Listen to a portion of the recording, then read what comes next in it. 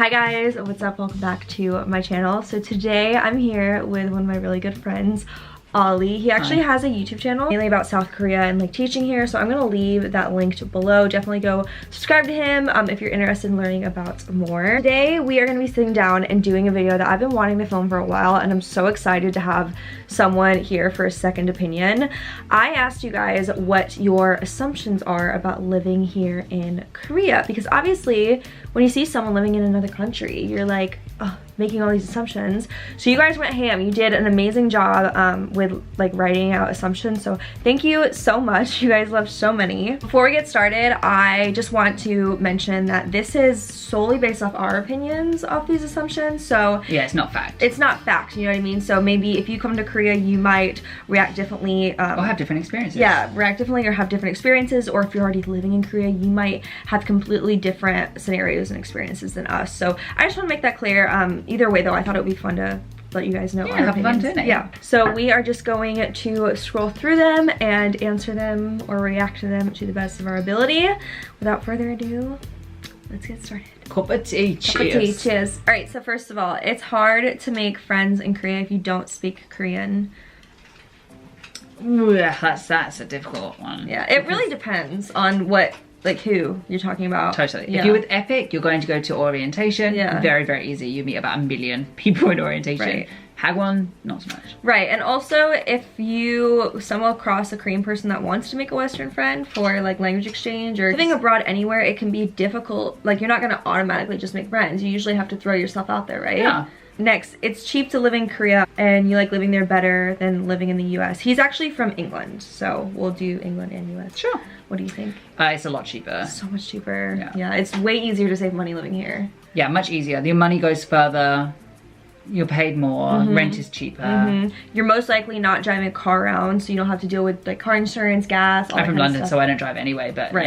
yeah, But it's a lot cheaper. Even the public transport is very, very cheap, like $1. Yeah, and like if you want to go across the country, it only costs like $50 to get a KTX ticket to Which is Seoul. like £30, which is very cheap. So cheap. Yeah. All right, next, you can walk around even at 3 a.m. It's safe. Very. Yeah, I agree. I mean, honestly, I can only speak for my city that I lived in, Busan.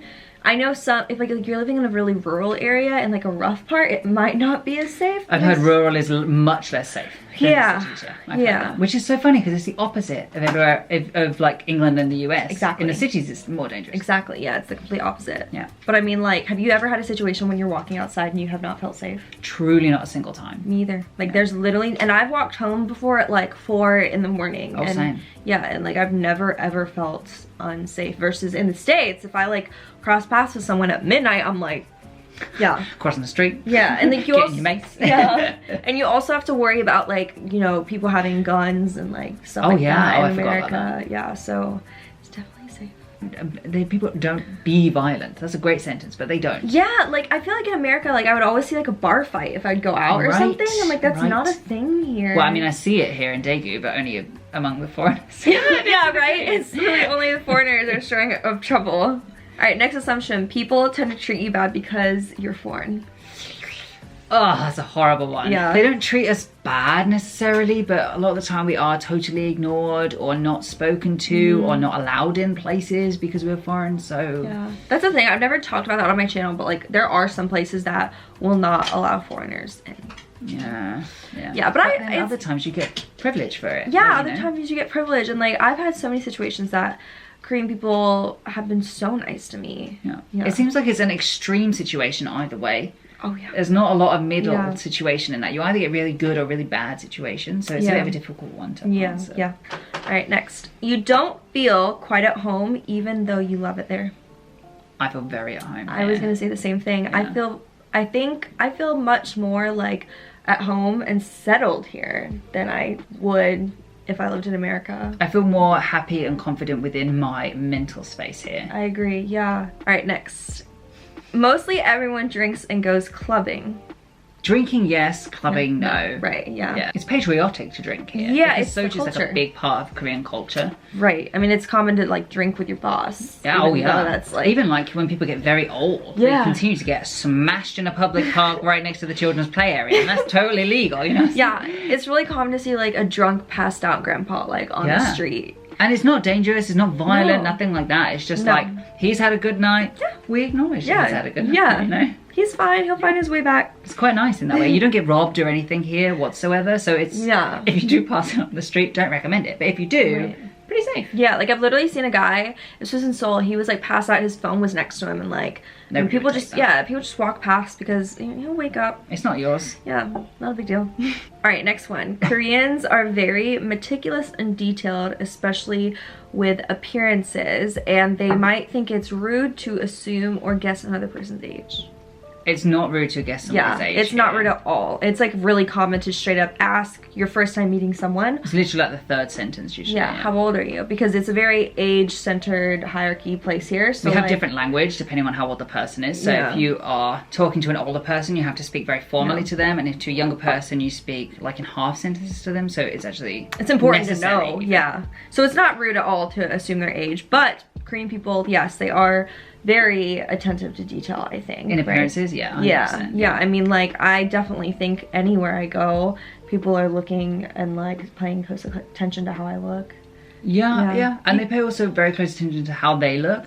But what's funny is that they don't tend to mind how they look on the way to where they're going. Right. So this is something that like, it's gonna shock you your first time coming to Korea. It's really common to see a girl on the subway and she has a hair roller in her hair. Yeah, and it's like, it doesn't matter if you're out with the hair roller in your hair. All that matters is that you take it out before you get to where your final destination. Look good in your pictures. Right, yeah. Or like, for example, if you're out to dinner, it's really common to like have a makeup break and just like take your makeup out and like in the middle of your dinner, in the middle on a date, just like put your makeup on. And that is something. On the table, not in the bathroom too. No, out in the open. Yeah. Or like one time we were walking together and a woman thought it would be a great idea to stop on the middle of the stairs. We were getting off the subway, huge staircase, thousands of people are going up it. This woman just stops and thinks it's a great idea to like touch up her. Right in front of us. We had to walk around her. As like hundreds of people are going up the stairs. I was like, I mean, I guess maybe her date was waiting at the top of the staircase for her or something. Who knows, because she was in like on a stair. It wasn't like a little platform between two like flights of stairs, like there. She was like on the middle of the stairs. That was funny. Yeah. So funny. You get used to it though. Yeah. There is less traffic and it's easier to get around. Do not get me started on the cars in Korea. Yeah. I really dislike driving here. I don't drive, but I don't think there's less traffic. I mean, I think it depends on where you're living, obviously. In Busan, it literally will take me an hour in a taxi to get out of my neighborhood. That is how bad the traffic is. If I want to go to the beach, which usually takes a 15-minute drive, it will take an hour just to get out of my little gin. And you only have 2 car accidents on the way. Yeah. I prefer public transport, but that's incredibly easy. Yeah, so easy. It's so fast. Like, fast, convenient, cheap. There's been several times that I've just been lazy or maybe the weather hasn't been great and I haven't wanted to walk to the subway station, and so I'll take a taxi and I will instantly regret not taking a subway because the subway would have been 3 times quicker. And it's nice because you always really know usually the exact amount of time it's going to take to get somewhere. Because they're on time. Yeah. Oh, it's on time. And it's clean and comfortable. And it's heated in the winter. Yeah, it's really nice. Even the chairs are heated in the winter in the subway. That's incredible. All right, next assumption. Majority of the people can understand English. No. No. I mean, wow, they maybe understand it, but they're not going to speak to you in it. They're not going to speak to you in it. So if you're in Seoul, then you are safer than anywhere else to get by with only speaking English, but Daegu and Busan, like, no, definitely not. Not at all, no. Okay, next assumption is it's hard to find clothes in Korea if you're not super thin. So Ollie and I think we both wear like average size clothing. So I'll just answer this based off my observations of being around. A lot of stores here are one size fits all, or if they do have small, medium, or large, their large is very small still. However, there are like plus size base stores, like you can easily find, or like they have like H&M and like, oh yeah, they all have big sizes. Yeah, I know. They call them big sizes. I'm not just being rude. They are actually called in Korean big size. You know. And I know in Itaewon there's like a whole street that has like plus size clothing. There's even Facebook groups that are like style swaps. Yeah, but like honestly, when you think about it, I mean, Korean people in general are like smaller, very so thin, it makes more sense for them to base their clothing around that, you know, customer what's the word I'm looking for? Profile. Yeah, that profile. So for guys, I don't know if you have many guy subscribers, but it's pretty easy actually. There's since fitness has become a major thing here in Korea, guys got real big real quick. I mean, I saw it with my own eyes. Like all of a sudden half the population was like a bulky dude. So everywhere seems to have a lot of different sizes now. I mean, they don't have like large sizes, but they've got all the way up to good bulky. Yeah. You know? Yeah. All right, next assumption. Foreigners have a hard time looking for housing. You think so? I had a horrible time, yeah. I had a really easy time. It might be though because I'm a female. And it could be, I do think that has something to do with it. Yeah. I can speak Korean like well enough to be able to look for houses. Not incredibly fluently, so if I had a problem, I had a friend there to call. And actually I did use her once. And because I used her once, I was basically ignored by a lot of the real estate agents, and it was trying. Yeah, and that's like one of the things that is a struggle about living abroad, is doing simple things like that you want to so badly do for yourself. You can't. Like there are situations that you simply can't, and especially when you got such a huge deposit to put down. Like it's a lot of money. All right, next assumption. You wish you didn't move there and found a teaching job in your home country. No. Okay, you can tell our answer by that reply. Next. All right, you may or may not have started drinking more than you did before you moved there and caring more about how you look and what you wear. I care less about what I wear. Is that weird? I didn't expect that. I definitely care more. I put so much more time into my appearance living here. London is so creative. Okay. So you have to look creative if you want to look like you put effort into your look. Whereas here, it's like a puzzle. You just like shirt, trousers, shoes, done. Like, and you look fashionable, you know, you don't have to try a ton. So you try less. Yeah, honestly. I definitely try more. Also, I did come from going to college every day, and I would literally just wear like leggings and a hoodie everywhere, and really like that was it. But now I want to look nice when I go. And what about drinking? Do you drink more now that you live here, or did you drink more in London? I didn't really have the money to drink in London. Drinking in London is really expensive, and I didn't have a lot of money before I came here. So now I can afford it. I guess I do drink more, but I don't drink regularly. Yeah, for me it just depends. I get in weird phases. Like some months I will drink several nights, and then some months I totally don't. Since Corona, I've drunk a lot. Yeah, at home. I think I'm the opposite. I've drunk less. I think I've drunk less. Okay, drank less. Okay, so this next assumption is somebody that does work here. She thinks the work culture here is really intense. Not in my experience. It really is case by case, because same. I work for a Hagwon, Well, you used to. I used to work for a Hagwon, and they're notoriously known for overworking their staff and like having to work long hours. My job was so easy, it was a breeze. So I felt like I didn't have extreme work culture. However, there's some people who do. So it really depends. I have heard that Korean like work culture is a little stressful. Yeah, a little stressful. Overworking. Yeah, overworking. All right, next assumption. The food in Korea is better. Yeah. All except Western food. Yeah, they Pizza kind of is wrong. Butcher Western food sometimes. But I mean, in general, like I cannot imagine moving somewhere and not having the food that we have here. Yeah, man, I would really miss Korean food. We had a really good meal last night too. It was so simple, but it was delicious. It was great. I don't even remember what it was called. And like convenience store snacks or like delivery food. It's all great. It is really good. And healthy for the most part, which is so refreshing. Okay, next assumption. People assume you're a tourist. I think nowadays, no. I think people know that there's not tourists here because of... Yeah, I guess so. And I think if I'm paying somewhere and I use a Korean card, then they obviously know. And also if you speak Korean, they don't think you're a tourist. Like people are shocked when I tell them I've been here 4 years. Really? Yeah. Shocked. I feel like Daegu is a very non-touristy place. So it's a difficult one for me. But in Seoul, I feel constantly like a tourist. Yeah. I suppose I am because it's not my city, but still. Next one.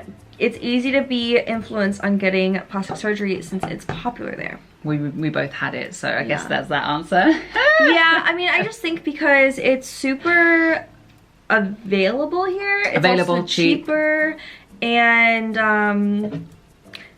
I think that's it. It's just, I mean, if it's there. It's there. You know? It's not like some shady thing. Like if you're walking on a main street, you're probably gonna come across like 2 or 3 plastic surgery hospitals, and yeah, it's really common here. It's common to be outside. Like I was walking the other day and there was a guy on his scooter and he just had like a rhinoplasty cast on his nose. I used to go out with mine on. Yeah, I went out with my bandages and like I don't care. I went out to eat with my friend who had her rhinoplasty cast on, and it's not taboo. People get it. Yeah, pretty normal here. All right, next one. Living in Korea is more peaceful. Yeah, for me, to be honest, because I did used to live in like central London. I was zone 1. Yeah. So it's a lot more calm. I agree, but more of like a political sense, just because. Well, yeah. Like, I feel like in America, when I would turn on the TV, I would constantly see stuff about like shootings or stuff like that, and like that is something that I'm so happy I don't have to deal with here. And also just like I feel like Americans are a lot more rowdy, or just like you'd be at a store and you would see just someone just doing something mad, you know what I mean? Or loud. Yeah, or like, but like here, if you're on the subway like and somebody acts out, that's like whoa, like everybody's like, it's library quiet. Yeah, it's quiet. Everyone is just kind of like doing their own thing. Okay, the next one is just a question. They're asking, is it as nice as the photos and videos? It's nicer, absolutely nicer. Like they don't really do Korea justice, photos, because like I wake up in the morning and I have like mountains plural over one side and mountains plural over the other side, and I can like sit there and watch the sun go over this gorgeous mountain that's covered in trees. It's absolutely stunning. And even if you're on like ground level, even walking the dog, there's flowers and everything everywhere, because people don't like disrupt nature.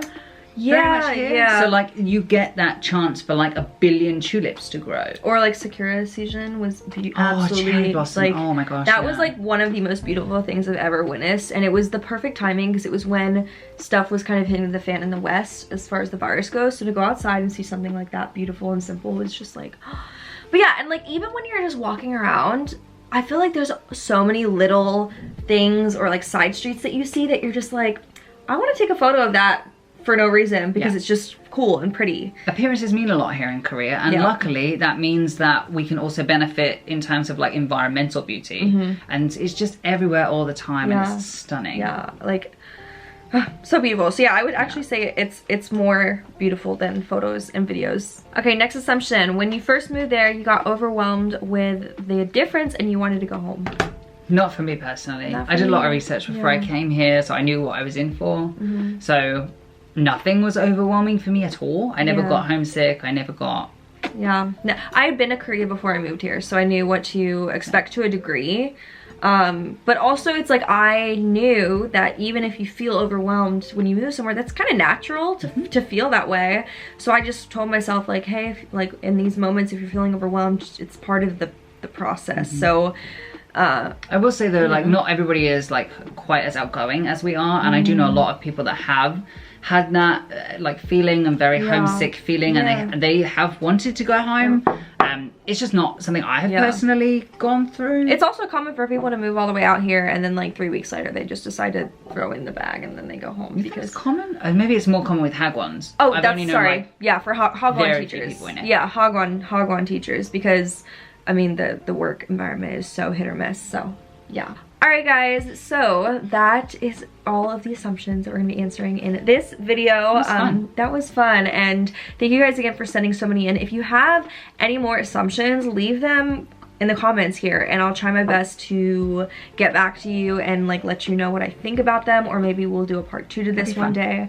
But yeah, once again, I'm gonna leave Ollie's channel linked below. If you are thinking about moving out here, he has some really informative videos about that, so be sure to check that out. We also did film a video talking about me losing my job on his channel, so if you want to check that out, we'll have it on there. But thank you guys so much for watching. Don't forget to subscribe and go check me out on Instagram if you haven't already, and I'll see you very soon in my next video. Bye guys. Bye.